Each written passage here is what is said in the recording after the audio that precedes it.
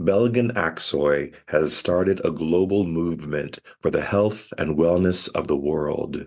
As a way to show gratitude for her own health and recovery journey, she founded Global Wellness Day in 2012 after her diagnosis and treatment for thyroid cancer. Since that time of her healing and the launch of Global Wellness Day, over 1 billion people in 170 countries have participated in Global Wellness Day activities. Her premise is quite simple. Wellness is a human right, and it is also a responsibility.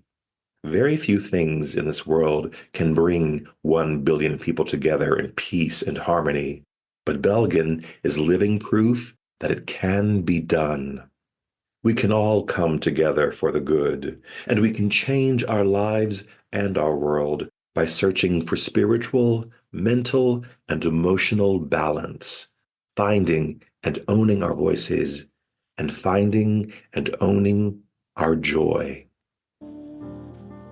Hello and welcome to At the Podium with me, Patrick Huey. At the Podium is a multimedia platform where story by story, we explore the resiliency of the human spirit with people who are using their own personal journeys to leave a positive and transformative imprint on our world today. At the Podium holds a space for meaningful conversation, inspiration, and life.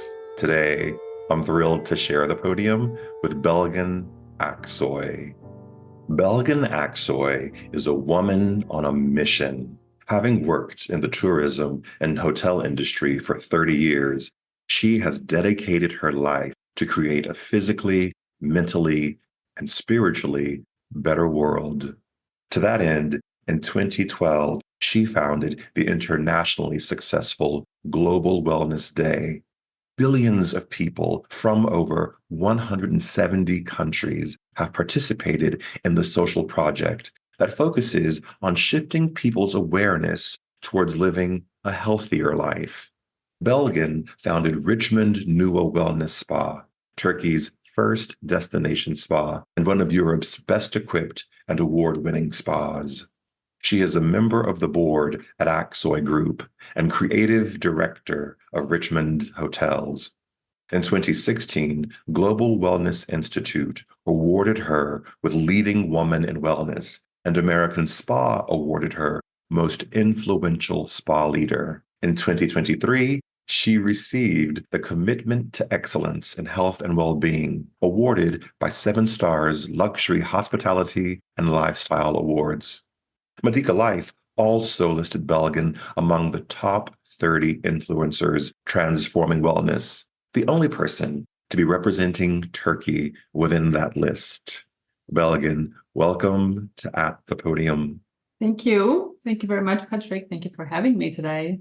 It is such a pleasure to have you on. Now, we have been in each other's spheres for quite some time, but this is probably the first time that we're sitting down and having a proper conversation. So thank you for making time True. for that. True. No, thank you. And you're in Turkey, so you're on the opposite sides of the world from each other right now. So Exactly. I'm in that's Turkey, Istanbul. yes. So I wanted to start with this lovely quote that I found from you in Spa Business magazine in the mid teens of the 2000s. And what you Oh my said God, what was, did I say? what you said was,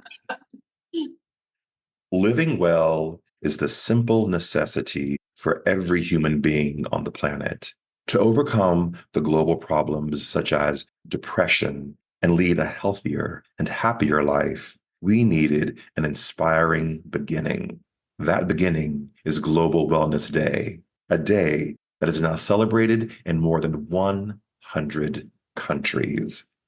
You went on to say that the main objective of Global Wellness Day is to show that wellness is the right of each individual to make us aware of the value of our lives.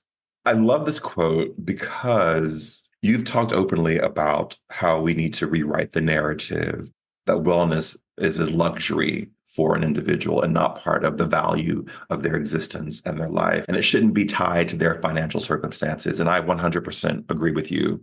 One of my biggest concerns that I've been talking about is, are we in danger of creating a haves and haves not scenario in the spa and wellness industry, just because to even get a massage today is so expensive? And if you think about some of the more aspirational treatments and services coming on the technology side in these spheres, they can be very, very expensive. And I just wonder, is what's happening just the function of that's the cost of doing business? Or should we as an industry be doing better in this regard? Hmm. I should give a political answer to that, not to hurt anyone, I guess, but I'm not good at it. So I'm going to answer as it comes. We can definitely do better, unfortunately. Of course, we can enhance our wellness depending on where we live and what our financial situation is and what we can afford and what we cannot afford. But I don't really think it's a necessity to have all these, supplements and gadgets and instruments and all these things that we need to buy in order to be well, which means that if we cannot have reach to all these elements, that doesn't mean we are not going to be well. So when I said this, it's probably like over 10 years. Yeah. And unfortunately, the problem is still there. We still couldn't solve this problem. And I think the reason why Global Wellness Day was enhanced by many people around the world was because we were saying, hey, actually, it's simple to that. It's not a luxury. It's actually a necessity. And you can actually you have reached wellness in your house, regardless of where you live and what your economical or financial situation is. We actually do know what to eat and what not to eat. And we know how much actually we need to exercise. We know that we need to move. Everybody knows that. Yep. So do we really need a watch that tells us to stand up, or do we really need all these apps? Like, don't get me wrong, of course, like I said at the beginning, we can always enhance. If I'm already someone that is doing so much for my wellness, and I'm like at the point, like, what else can I do, like to bring it to the perfection, which doesn't exist, something like perfection. But if I want to do even better, then I can go out and look for these supplements and this watch that is going to tell me it's time for you to stand up, which I'm using one.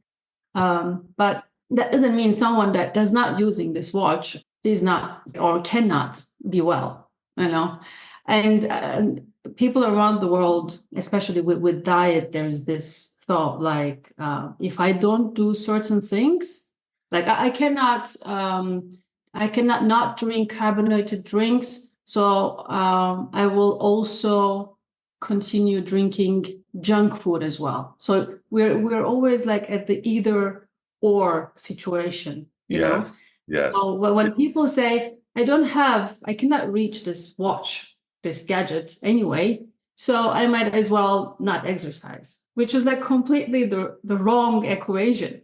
Right. Just forget the watch.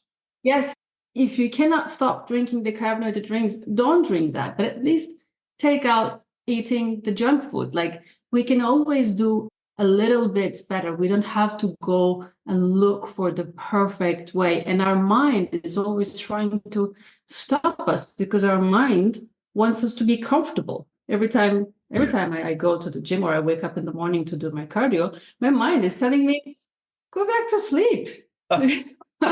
Just don't bother. But I don't give myself time to listen to it. By the time it's finishing its sentence, I'm already on the elliptical. I already started because if I give it a moment, then I will listen to it. I'm going to skip my cardio that morning. We know better than many people. We are in the industry. We've been here for some time. And of course, it's about making money, but is it always about making money? Like at some point, unfortunately, I'm going to say that it's fooling people. It's fooling people to say, take this supplement and you're going to have this, I don't know, this bright skin. It's not going to happen if you haven't done the simple things, if you're not drinking enough water, and if you're not sleeping enough, and if you're not eating well. So we have to make sure that we're talking about the basics, and then to the people who can afford it, take that supplement and use that. That I have like no problem with. Right. But are we giving the message in the correct way? And especially the teenagers today are getting the message wrong. That's the feeling. That's the feeling I get. Something is off there. There's a Something is miss. not right. Yes. There's a miss. I remember when Global Wellness Day launched. I was living in the Caribbean at the time, or about to live in the Caribbean at the time. And you've had billions of people around the world engage in this Global Wellness Day, which is amazing if you think about it, that there's something that you've created that can bring 1 billion people, 1/7 of the population, and probably more. There are things that we probably don't even know are happening together. And I wonder, do you have an opinion? Do you have a thought about why it has resonated in the way that it has globally?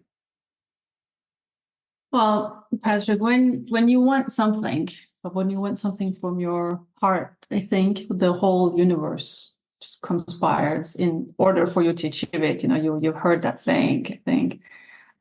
First of all, I really wanted it from the bottom of my heart, and I wanted it with such good intention. It was not for me. It was for others to realize what I realized, and I felt like I believe everything happens for a reason in the world. And I did have some health issues in the past, and I got sick and then I got well. And when I got well, I was like, what is this now? Like, if I was going to get well, why did I get sick? There's something I need to understand here. And that's how it all started. Yeah. The story of Global Wellness Day. I wasn't planning to create something like this. I was just trying to thank the universe for giving my health back, because I felt like I had to do something. And otherwise, the universe would make me sick again. I had this feeling like, if everything is happening for a reason, then Belgin, get the message. Okay, now you understood the importance of health. And you know that you don't have to be sick in order to understand the importance of health. Okay, that's my sentence. I'm going to live with this, but am I going to keep this for myself, or am I going to share it with as much as people possible? So that's how it all started. And the other reason why Global Wellness Day has succeeded is because, like I said, we kept it totally simple. We didn't make it complicated for anyone, especially our 7-step manifesto, for example, is so simple. We say, walk for an hour, drink more water, don't use plastic bottles, eat healthy. You don't know how much we thought about that one, because when it comes to food, there's so many things you can say, actually, but we just kept it saying, eat healthy. Because like I said, we all know, deep down inside, we know what to eat and what not to eat. Right. Even though it seems complicated, it's actually not. Have a family dinner, which is one of the ones that I like the most. Unfortunately, today, the reason of obesity that we see with kids, the biggest reason for that is because kids are eating on their own in front of computers or televisions or video games, and they're not actually eating because they're hungry for food, because they're hungry for love and attention. And they don't know what they're eating, how much they're eating. I am coming from a generation that, my dad would come, we would all sit, have dinner. It wasn't like this long dinner, but it was like this 20-30 minute dinner that we would like sit down and have dinner without the TV and have even a short conversation where the family came together. And unfortunately, we don't see this much anymore in many countries. And the other one is the good deed and sleep at 10.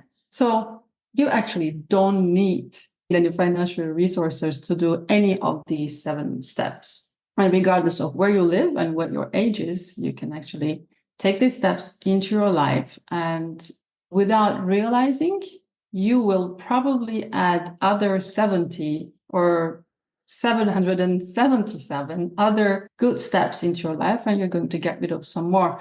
For example, when you drink more water, you're definitely going to drink less tea, coffee, and carbonated drinks without realizing.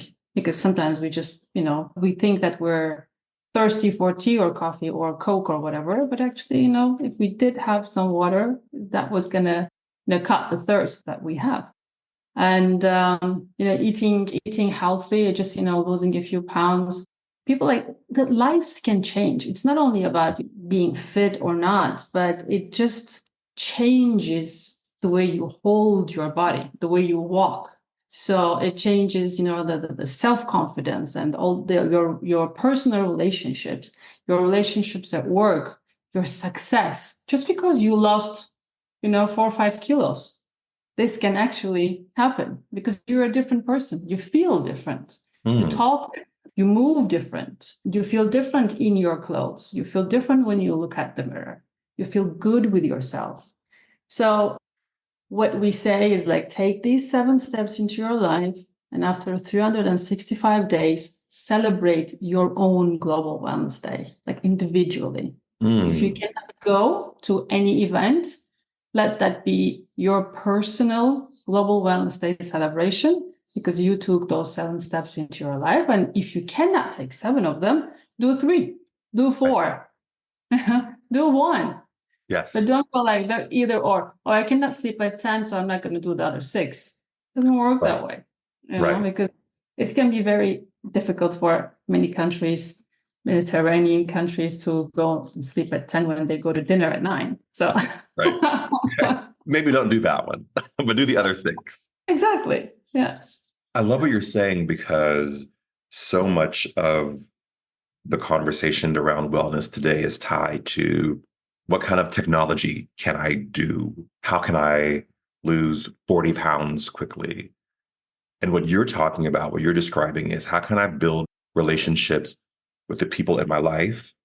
And whatever the word family means for you, it doesn't always mean the sort of people that you're born into. Mm-hmm. What can I do for my mental health? What can I do for my perception of who I am in the world? Which is a much more broader definition, I think, of where many people are sitting with wellness now, because we all want the Fitbit and we want the Ozempic and and none of that stuff is bad. There's no value judgment around that. But when you start drilling into these more human connections, there seems to be a much more profound reaction. And maybe that's part of why people get so excited about what you're doing, because they don't have to go out and, build an ark in order to engage in it. Exactly. Yes. So I'm curious, because I feel like post-COVID, everything is wellness. There's wellness for your cars. There's wellness for your pets. There's wellness for your house. And, there's wellness everywhere. And how would you define succinctly, and you talked about those 7 steps, how would you define, in your view, what wellness at its heart and core is for you? The shortest I brought it down to is balance. And the journey of being in balance would be the full sentence, I think, because you definitely cannot be in balance every day. Right. It's trying to find your balance, and that's a lifetime journey. The mental, spiritual, and physical balance, because sometimes one is better and the other one is not, and sometimes all 3 are good, but that's a few days in a year.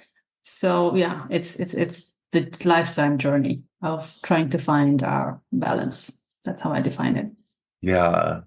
And I think that's hard for people, because we want the answers today and we want to check the box and then move on.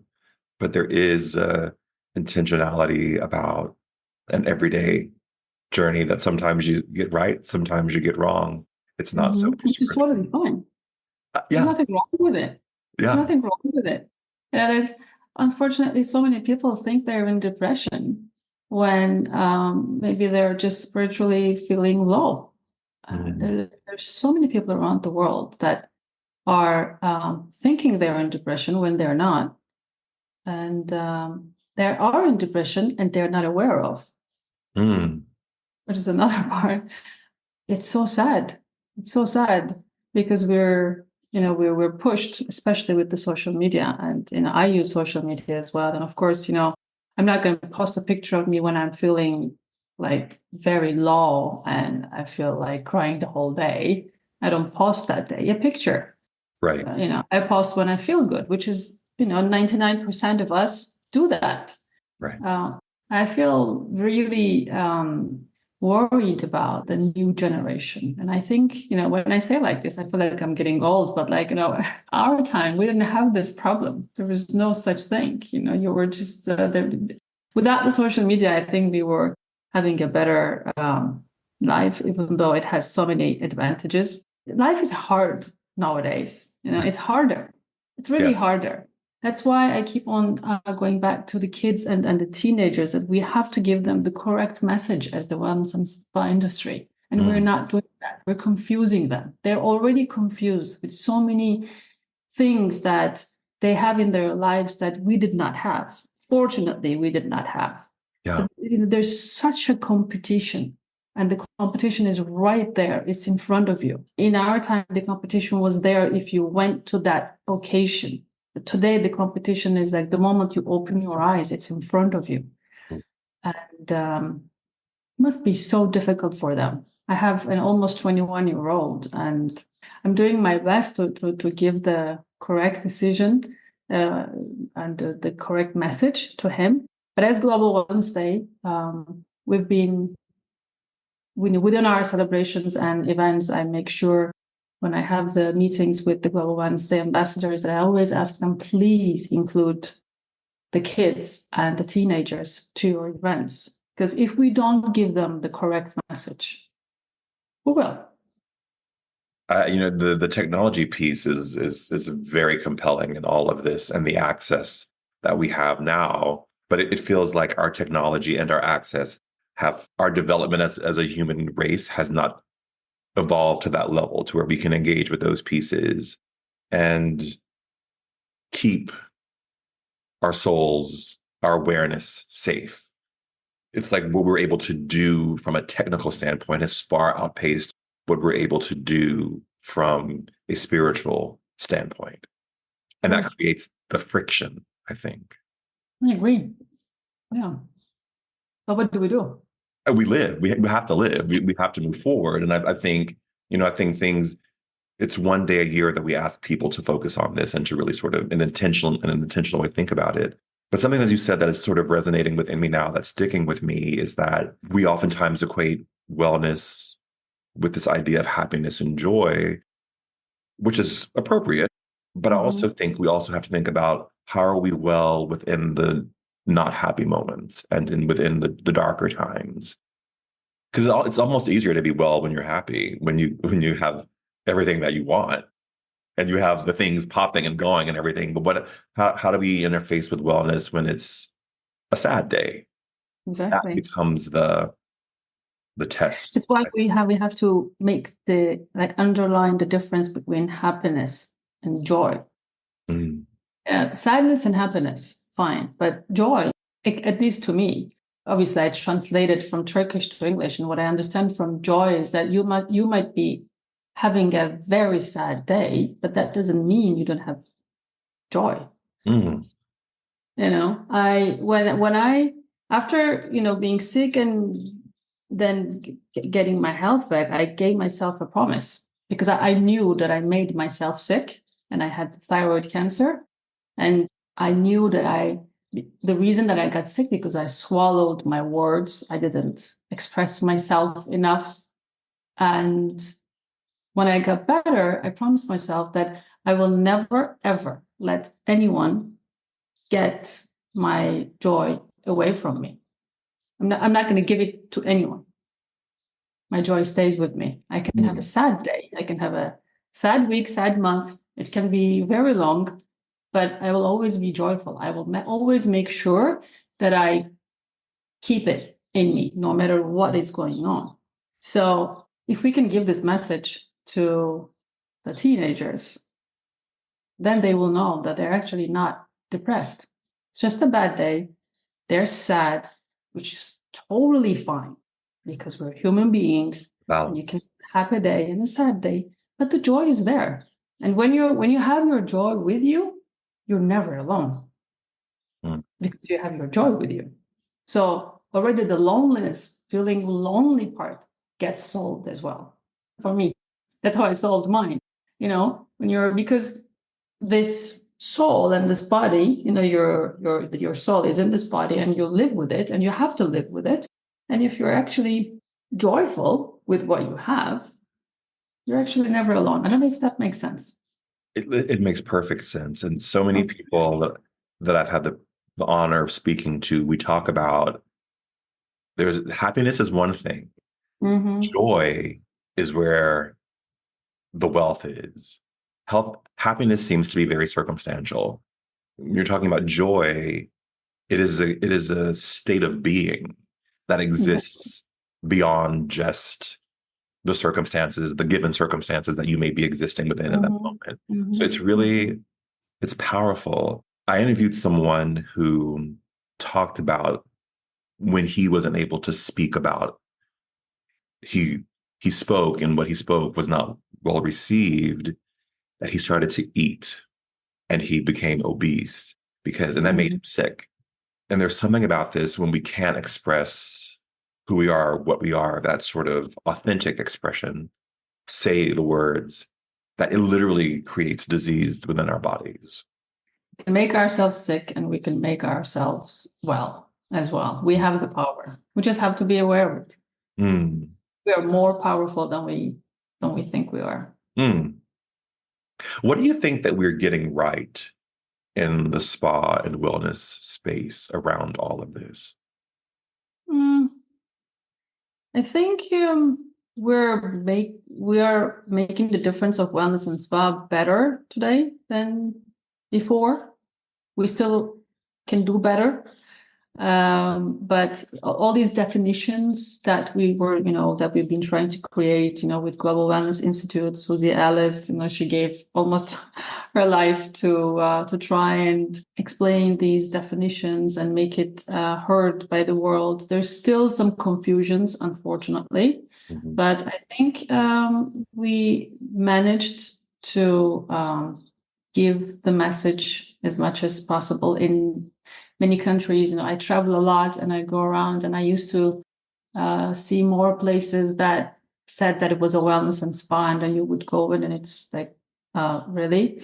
So I still see places like that. For example, it was just the other day I was talking to someone and said, oh, I'm at a spa, and I'm like, oh, and how big is the wet area? And he said, oh, there's no wet area.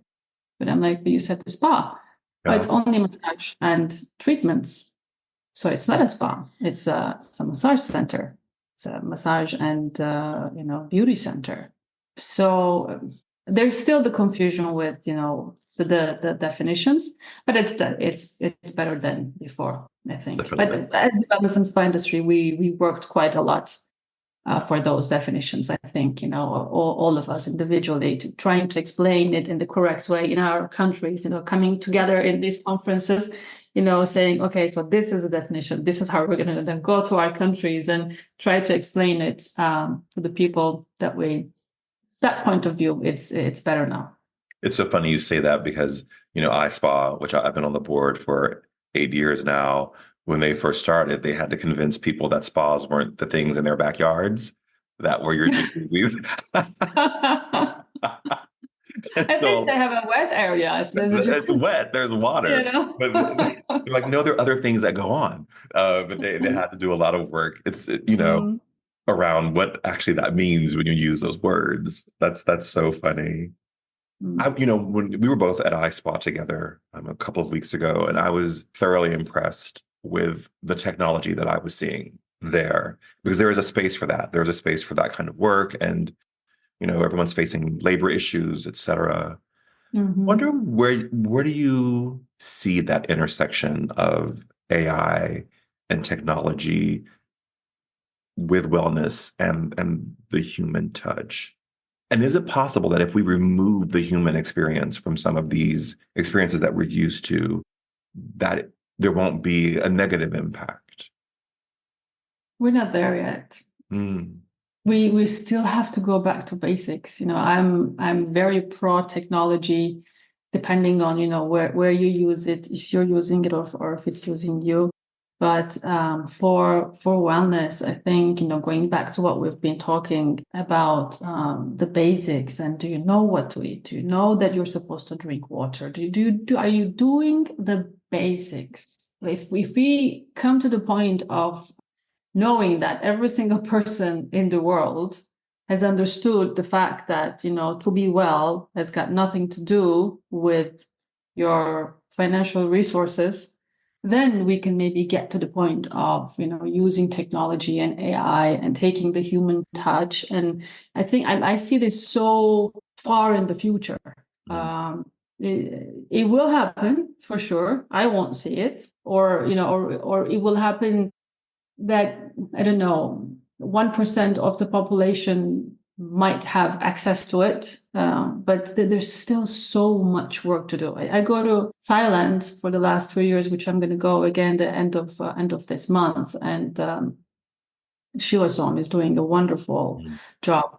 They're bringing a group of volunteers to the Myanmar border, to this place called No Man's Land. And mm, there they bring food supply, they, clean lice from kids' heads, they do acupuncture and, all these, they bring health supplies. And I see those people, I see those kids, bare feet and completely joyful, and I haven't seen any kids more joyful than anywhere else. They don't have, they have like really little to eat. They have lice on their head, but they're so joyful. And when those people are in that situation, are we really at the point of taking human touch away from wellness and talking about AI in the wellness world? Who are we fooling? Like, yeah, it's doable. I'm sure it will happen, and some people will take advantage of that. And I'm sure it's going to be so wow. But we still didn't do our homework yet. There's still mm, so much more to do, I think. mm.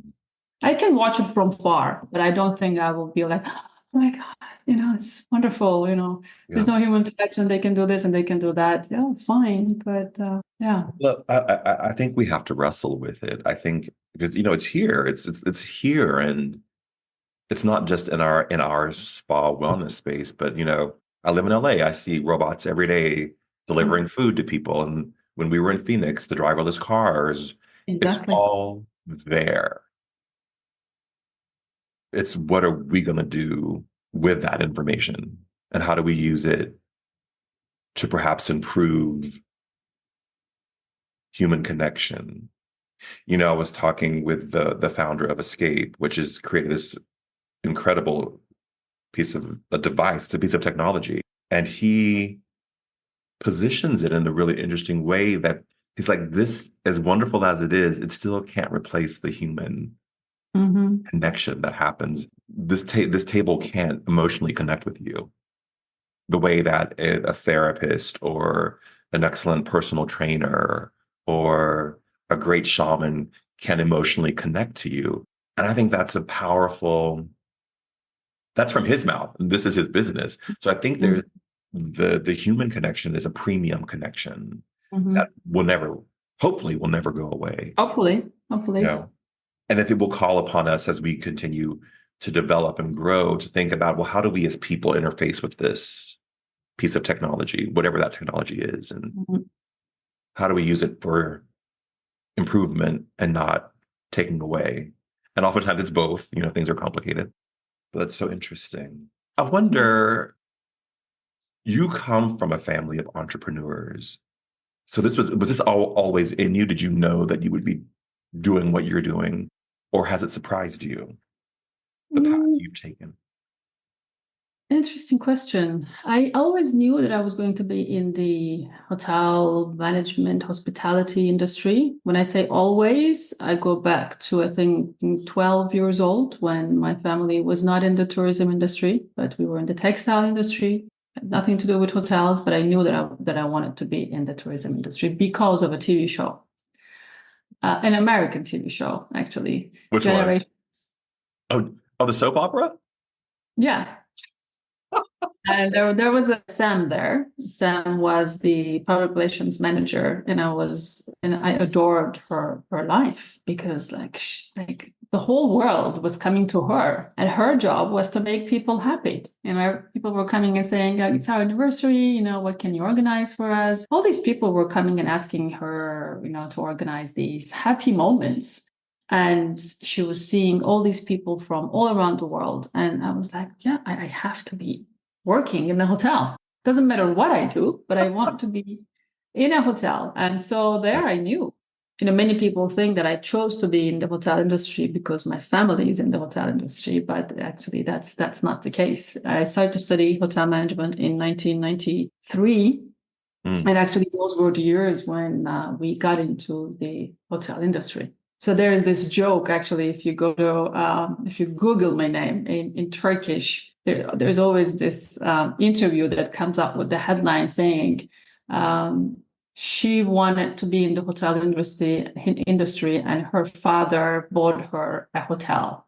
Like, I'm like, my dad loves me, but not that Not much, that much.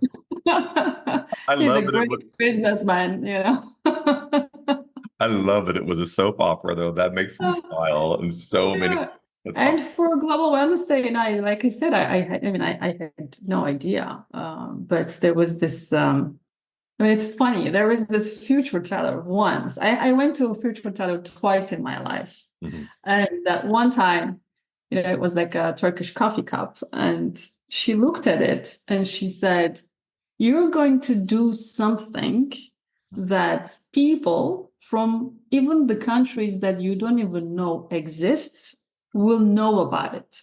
I'm like, and then when I went to this friend of mine who advised this future teller, I'm like, this woman is like out of her mind. Can you believe what she told me? She said, like, she told me this, and she's like, oh my God, like that's like far, like that's a long leap. I don't know why she said that. And even she was like, she was looking and she's saying, I don't know what I mean when I say this, but this is what I see.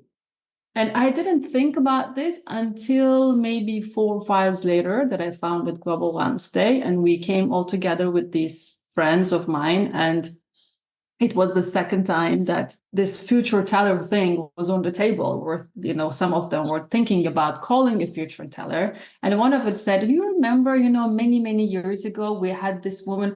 And there I froze, because up until that moment, I completely forgot about it. I was like, oh my God, that's what she said. Like, I mean, I wasn't planning to tell this story to you, but I don't know where this came from. But I had no idea. Even hearing it from a future teller, I didn't believe it. Yeah. But yeah, I think the universe was ready for it, and I had enough tools, and I believed in myself, and I was so lucky to be surrounded by people that believed in my clean intention. I think that's like very important, because at the beginning, when I started talking about Global Wellness Day, some people were like, "But why are you doing this?" And when I told them, well, because I lost my health and now I got it back, and I want to make sure I give the message. They're like, yeah, yeah, but like, why are you really doing this? I'm like, Wow. I just told you, this is the reason. Some people really try to look for like what's in her agenda, like what's in it for Mhm. her. And then people that were like even a lot like very skeptical about Global Wellness, they now became the biggest supporters. And that's the greatest gift, actually, that Right. I can get. Like, if they believe, then anyone can believe, because they were Mm. like the most skeptical ones at the beginning, which is totally understandable. But yeah, I'm glad I was given the chance to create a day that can hopefully be celebrated for many more years. What do you want your legacy to be, or what do you think your legacy will be? Oh, totally. Global Wednesday to be in the United Nations official calendar.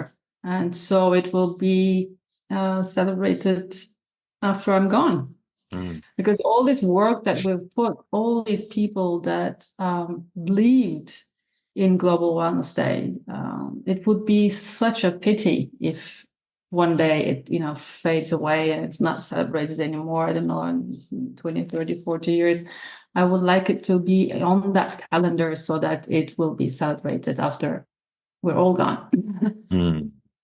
It's so And interesting that you say that.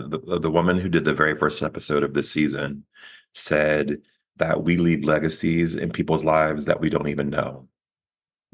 And I think Global Wellness Day is doing that for people that that you will never meet, that you will never know. exactly. We're Exactly. That's impacting why I them. said we had the Zoom call with our Global Wednesday ambassadors yesterday, and I thanked them. This was our last call before June 8th. And I said, you don't know the impact that you have on people around the world. And any moment that you feel low, that you feel like, I wasn't very productive today, please remind yourself that you're an ambassador for Global Wellness and you're making a huge difference. And make sure that you tap yourself on your shoulder because you are making a difference. Your work, your energy, your time, which is the most precious thing that you give for Global Wellness Day, you're making a huge difference and you have no idea. And you will never understand how big actually that impact is.